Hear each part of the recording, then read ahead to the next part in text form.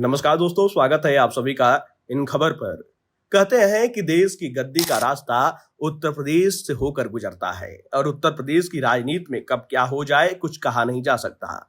हमेशा एमवाई यानी कि मुस्लिम यादव की राजनीति करने वाली सपा जब लोकसभा चुनाव से पहले पीडीए की बात करने लगती है सबको हैरानी होती है, लेकिन जब लोकसभा चुनाव के परिणाम आते हैं तो उससे अखिलेश यादव की खुशी और पीडीए के प्रति उम्मीद और बढ़ जाती है। इसी बीच रविवार को अखिलेश यादव ने एक बार फिर से अपने फैसले से सबको चौंका दिया।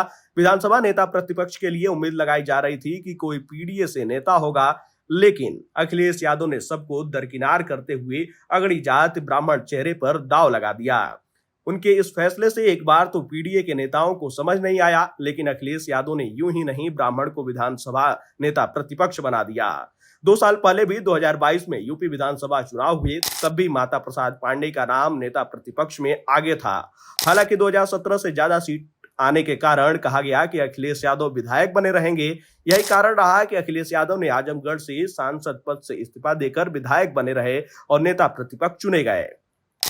2022 के चुनाव में भी सपा ने निर्दोष ब्राह्मणों के एनकाउंटर का मुद्दा उठाया था, जिसमें विकास दुबे समेत अन्य एनकाउंटर शामिल थे। अखिलेश यादव ने सिद्धार्थनगर के इटवा सीट से मौजूदा विधायक माता प्रसाद पांडे को नेता प्रतिपक्ष बनाया है, जबकि रेस में इंद्रजीत सरोज, रामअचल राजभर और तूफानी सरोज का नाम भी चल रहा था। पीडीए की राजनीति करने वाली सपा यूं ही नहीं माता प्रसाद को नेता प्रतिपक्ष बनाई है। इसके पीछे कई कारण हैं। उत्तर प्रदेश में बीजेपी से ब्राह्मणों की नाराजगी देखी गई थी, यही कारण रहा है कि बीजेपी का वोट बट गया। यह बात अब अखिलेश यादव को समझ आ रही है कि अगर पीडीए के साथ ब्राह्मण वोटर सपा के साथ आ गया तो यूपी उपचुनाव के साथ ही आने वाले 2027 में विधानसभा चुनाव में भी बीजेपी को कड़ी टक्कर दी जा सकती है। वहीं यूपी में ब्राह्मण वोटरों की बात करें तो करीब 12 से 14% इनकी हिस्सेदारी है। यूपी की 115 सीटें ऐसी हैं जिन पर ब्राह्मण वोटरों का अच्छा प्रभाव है।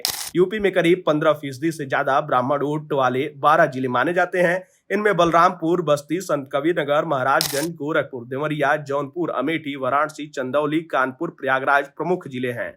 इसके अलावा पूर्वी से लेकर मध्य बुंदेलखंड और पश्चिमी उत्तर प्रदेश की करीब 100 सीटों पर ब्राह्मण वोटर सियासी खेल बिगाड़ने का दम रखते हैं। यही कारण है कि प्रदेश के सभी पार्टियों ने इस वर्ग के नेताओं को अपने करीब रखा है। इस बात का अंदाजा इस बात से भी लगाया जा सकता है कि यूपी के 21 सीएम में से 6 ब्राह्मण रहे हैं। लोकसभा चुनाव 2024 में अखिलेश यादव ने करहल सीट से इस्तीफा देकर चुनाव लड़ा था। कन्नौज से सांसद बनने के बाद उन्होंने विधानसभा नेता प्रतिपक्ष से इस्तीफा दे दिया था। 1993 में स्थापना के बाद विधानसभा में 7 बार समाजवादी पार्टी के पास नेता प्रतिपक्ष का ओहदा रहा है। इसमें 2 बार मुलायम सिंह यादव, एक बार धनीराम वर्मा, आजम खान, शिवपाल सिंह यादव, राम गोविंद चौधरी और अखिलेश यादव के पास कमान रही। यानी 4 बार सैफई परिवार ने नेता प्रतिपक्ष के पद को अपने पास रखा। अगर जातीय कसौटी देखें तो 7 बार में 5 बार यादव, 1 बार मुस्लिम और 1 बार कुर्मी चेहरे को सपा ने नुमाइंदगी दी थी। पार्टी के इतिहास में पहली बार किसी अगड़ी को विधानसभा में नेता प्रतिपक्ष का ओहदा दिया गया है।